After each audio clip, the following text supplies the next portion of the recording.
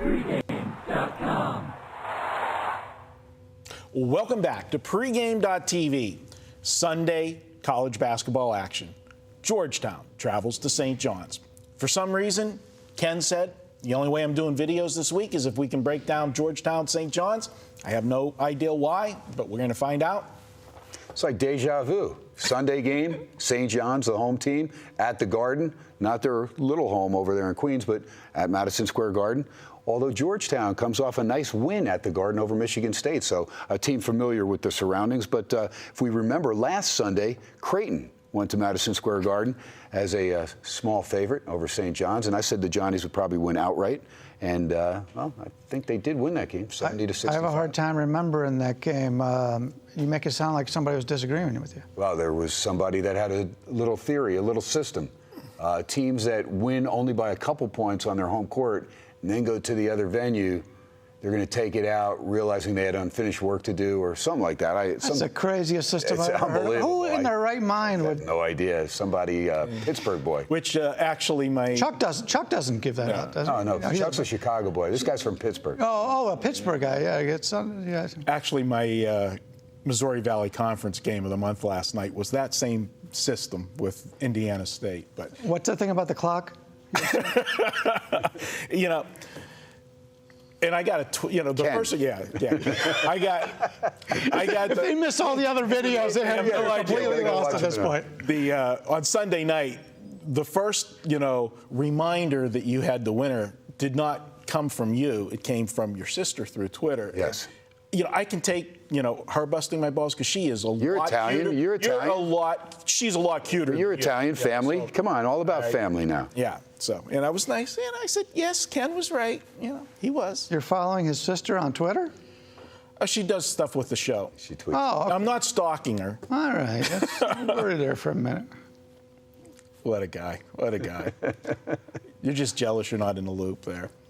She tweets out a lot of stuff, follows all of Ken's. She's calling me right now. Yeah, right. That's it. Is that another one of the clients you just got from Marco? 34 years in the business, and you guys act like I've never had a winner. Oh, you've had a winner the times you've agreed with us. Oh, that's cold. That was good. Next week, you'll see me doing videos like Steve Fezzik by myself. All right, we've got two teams coming in here. Georgetown's playing good basketball right now, as is St. John's. St. John's really, they're peaking at the right time, right before, March Madness conference tournaments, making a run, for the Big East. And you look at the teams that, this run, St. John's, 6-1 straight up their last 7 games, with the only loss being that 3-point loss on the road at Creighton, and then they got the revenge. Yes, we know you had that on Sunday. But, this team's probably right now playing the best current basketball in the Big East. And it's been 6 games, and the 2 prior to that, they lost by 2 at DePaul, and they lost by 1 at Providence. So, or at home against Providence in double overtime. So, literally, their last 9 games, they've been right there, or 8-9 games, they've been right there. With a chance to save Lavin's job, because we heard Lav was on the hot seat. And I know Stevie's a great guy, but they were struggling. It's tough. If you don't win there with St. John's, the pressure from the Carnesecca legacy on down. And, Lav's had a tough go of it, but he's got Harrison playing good ball and Sampson stepping up nicely. This team's got a good, solid defense, and Harrison can shoot the rock. What do you think about Georgetown beating up on Michigan State the other day? Physically, Marco talked about it with Syracuse-Pittsburgh. It looks like old Big East with some of these teams. They're physical. That's how they know how to play. And sure, you might move them into the ACC or into the Big Ten or wherever you move them. They still know that style. And most of the times, they're going to get you to play that style. And I think, just to go off subject for a second, but one of the reasons that, Pitt's had a good year. Syracuse, obviously, undefeated, Nat.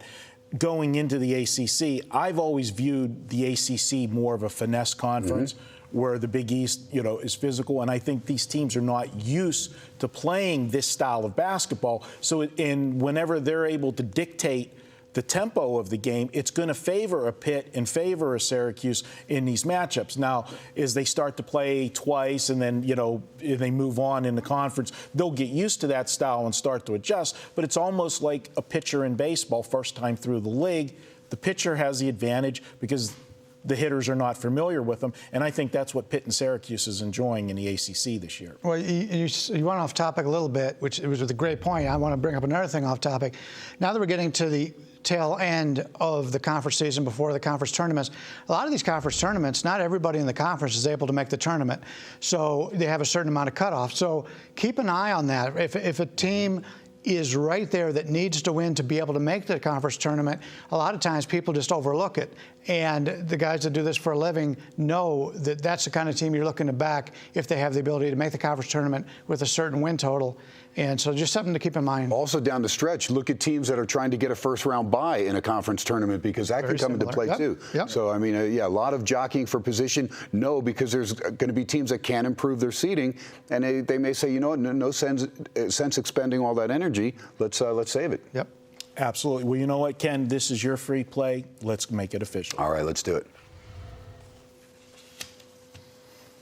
And again, I talked about St. John's, the way they're playing in their own state. Again, Madison Square Garden, it's a big venue, but they'll pack this place. It's good to get Georgetown back up there, and this game makes a lot of sense. And again, Georgetown found a way to knock off Michigan State by 4 points there at the Garden. St. John's, the win over Creighton, which was right down to the wire. They win it by 5, and I think this is going to be an outstanding game as well. A couple offensive guys that you got to keep tabs on as far as Georgetown. Smith Rivera, outstanding. And in the first game, had 31 points. Also, Markel Starks. It's pretty much a 1-2 tandem there. But John Thompson's getting excellent defense and good bench help now as well. So this team has a little bit more depth. They lost Covington, of course, at the beginning of the year. He is transferring. Ironically, it looks like he's going to go to St. John's. So after 5 straight losses, we saw the Hoyas now rip off 4 straight wins. Talked about it starting with that Michigan State game. DePaul, Butler, and Providence. All 3 of those games, they win by double digits, and they are 5-0 against the number in their last 5. So a little hesitant to go against them, but then watching the way St. John's is playing in big games, and again, they know they have unfinished work as far as for them to get an at-large bid. They've got to continue winning. They can't just rely on what they did against Creighton. Sure, people saw that on TV. It was a nice win, but you can't follow it up with a loss against Georgetown. So I'm looking for Harrison to lead the way. Again, Sampson has stepped up. Jordan, Green, Sanchez IV, these guys are all solid as well. And again, Lav no longer on the hot seat. I think he gets his team to take care of business. They've won 6 out of 7. They're playing good, solid ball. They're covering the number. And I'm going to take a shot again on St. John's. Why? Because it worked against Marco last week. Sunday night, St. John's game against Creighton, and this one against Georgetown. I'm going to look for St. John's to duplicate the feat. And again, Chuck had this line right around Georgetown, a small favorite, even though they're on the road or the neutral court over there at Madison Square Garden. But it'll be pretty much a St. John's crowd. There will be some Georgetown faithful as well, but I think St. John's wins between 8 and 10 points. Yeah, and I'm not going to disagree with you this week. Normally, St. John's off of the big win like Creighton, you would worry, about letdown and stuff, but they're going to be focused for Georgetown because they got blasted 17 points the way they did. So there you have it. Ken says to take St. John's on Sunday. I can't disagree this week with them. Take St. John's to get their revenge at home or at the Garden on Sunday. That's going to wrap it up for this week's videos.